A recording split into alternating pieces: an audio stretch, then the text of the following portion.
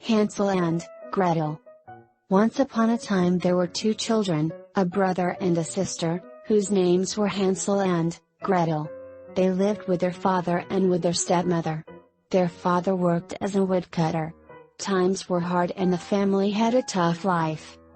One night the children were woken up by a conversation in the next room. They eat far too much. If they keep on like this, soon we'll all die of starvation. We must get rid of them. Let's do it tomorrow, they heard their stepmother say. I don't want to abandon my children, said their father. He didn't think the plan was a good idea. But his wife was very persistent and she kept talking until he was convinced and willing to do what she said. Hansel, tomorrow we are going to die, whimpered Gretel, what shall we do? Hansel reassured his sister that they would survive. Get a good night's sleep. He soothed, and as soon as his sister fell asleep, he went outside and filled his pockets with as many white pebbles as he could. Then he went to bed. The next morning the family woke up early, before sunrise. Today we're going to cut some wood for the winter. It's going to be a long day, said their stepmother. Take these pieces of bread and don't eat them before noon, because then you will get hungry too early. Hansel gave his bread to Gretel to hold, because his pockets were full of pebbles. They went deep into the forest. On the way Hansel stopped every few steps and dropped a pebble behind him without telling anyone. After a while, they stopped. The stepmother told the children to sit there and wait quietly for them to come back. Their father said nothing. Hansel and Gretel waited the whole day. They couldn't believe that their father would actually leave them. But as the sun set, they knew that everything they had heard the night before was true. Don't worry Gretel, said Hansel, I dropped a trail of pebbles all the way here. Let's eat our bread and have a sleep. We will leave tomorrow morning and be home by noon. Trust me. They did just as Hansel had said.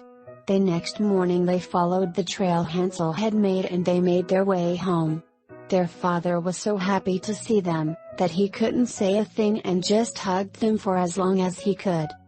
When evening came, the children heard their stepmother's voice, we will leave them somewhere even further into the forest next time, so they won't be able to find their way back.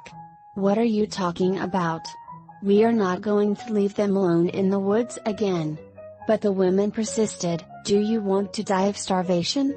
The man didn't reply. Hansel went to try and gather pebbles again, but this time the door was locked.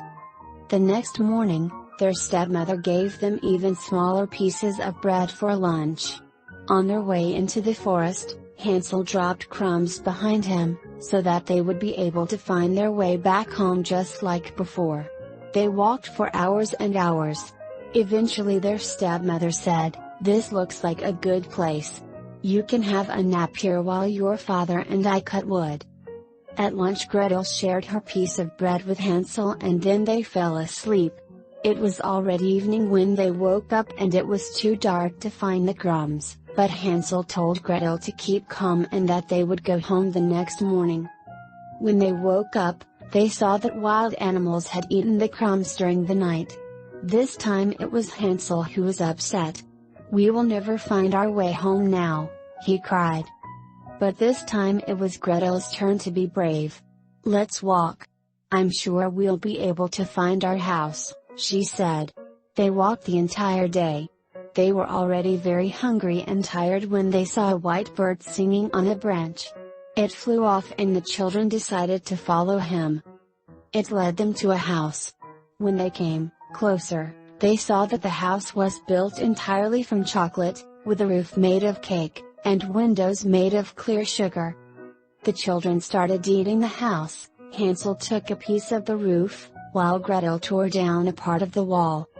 Suddenly the door opened and an old woman came out of the house. Who's eating my roof and walls? She yelled, but when she saw the kids, she spoke again, this time in a much softer voice. Please, come in. I can see you're hungry. I'll make you a delicious breakfast right now." They went in. The old woman made them pancakes with maple syrup and gave them milk to drink. Just when the brother and sister thought they were in heaven, the old woman grabbed Hansel by the hand, her eyes glittered red and she laughed a creepy laugh. "Stupid children!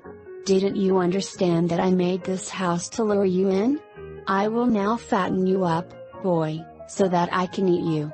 She dragged Hansel into a small dark room and locked him up.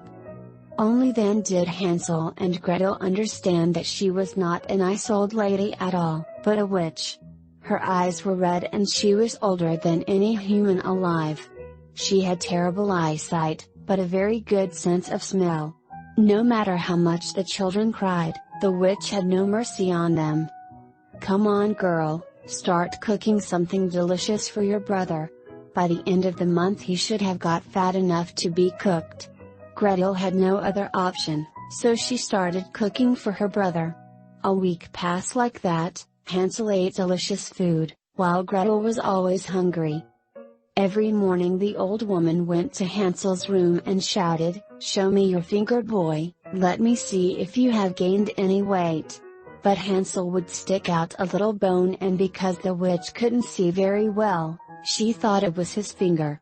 She was furious that he was staying so thin. When 4 weeks had passed, the witch lost her patience and shouted at Gretel, "Hey, you! This is the biggest pot in the kitchen, fill it with water to the top. I don't care how thin your brother is, I am going to cook him today." Gretel prayed for a miracle to happen, but when she finished filling up the kettle, the witch helped her put it in the big oven. Then the old woman started the fire. A little while later the witch pushed poor Gretel towards the oven and said, "Get in and see if the water is boiling yet." But Gretel thought that the witch wanted to push her into the pot and cook her too, so she cleverly answered, "How can I get inside the oven? Please, show me so that I can check the water." "What is wrong with you?" the witch yelled. "It's so easy. Look, you just need to step here and, ah!" Gretel shoved the old woman into the oven. Then she quickly closed the oven door. The vicious witch burned to a crisp. Gretel rushed to Hansel's room, unlocked the door for him and gave him a big hug. "Hansel, my dear brother, the witch is dead, let's get out of this wicked house and find our way home." How happy they were! Before they left the house, they went into the witch's bedroom where they knew she kept her treasure. There were wooden chests all over the room and the children filled their pockets with as many gems as they could. "These are better than pebbles," said Hansel when he was done filling his pockets. Then they left the house. The brother and sister walked for a few hours before they managed to leave the witch's wood. The sun was setting when they finally got to a bridge they knew well, which was close to their house. "Father?"